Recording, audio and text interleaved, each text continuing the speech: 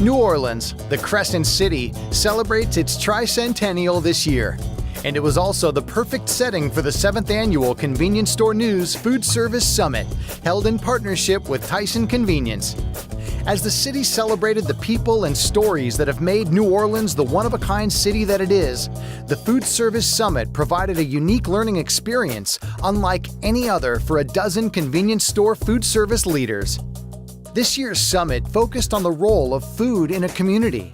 After visiting the Southern Food and Beverage Museum, which is centered around the role of food and the culture of the local regions, the group had a very special opportunity to learn about the local organizations and stores that, without question, go beyond just selling products in their communities. We're really focused on local, and to come down here and see how important it is to the culture down here, and that even different pockets and neighborhoods of New Orleans has its own flavors, or they use tomatoes or they don't use tomatoes because the resources that they have.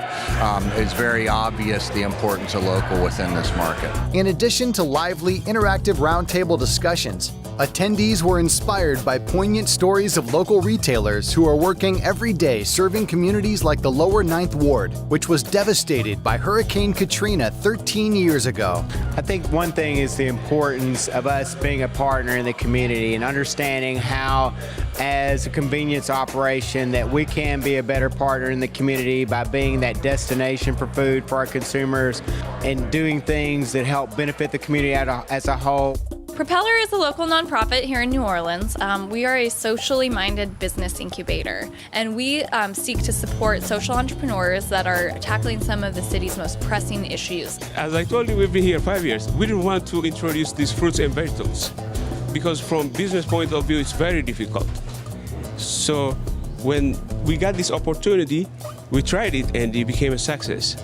For the last 1 year, what we've been gauging was what do people need, what we can supply, and what is the pricing, and how we can expand. We start with a small thing, and we want to expand it. Now, you see this window right here behind me? This was a grocery store window. When I tell you I sold everything out this one little bitty window, I sold milk, eggs, bread, cheese, you name it, I sold it out this here window. And I had to save up my money for about 2 years before we had enough money to open up those doors back there. It just hurts seeing people have to catch 3 buses just to get something to eat, or people sneaking out here because we have free internet and things. And if people can see this here, because they just don't know. When they turn on the TV, they see the French Quarters and they think New Orleans is finished. I'm just an average guy, but I got above average dreams. Well, my dreams is to see the Lower Ninth Ward catch up with the rest of the city. Even that means I have to build it alone.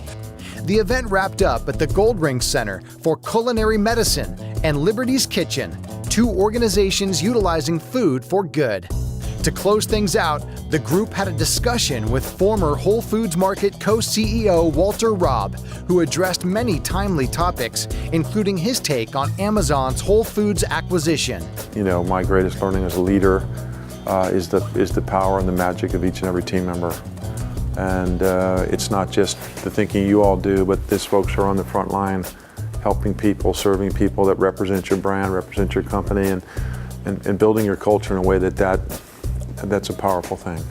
I think you've got to have a holistic strategy. In other words, the metrics that we've all used over the years, comp store sales, it's not good enough because it doesn't capture what happens outside the 4 walls. So it's customer lifetime value. It's a different set of metrics. Not that comps aren't good, they are. We all know, we all grew up with comps, we love comps. Got to see that comp report Monday morning. That's the Bible. But you got to have a view now that captures what's the customer doing with you outside the store as well. That's a reality because those choices are there. If you offer them, you don't offer them, they'll get it somewhere else. You know, I had a really good time. I was able to go through the museum. I thought that was really neat. All the passion and just the flavor of this town really shone through.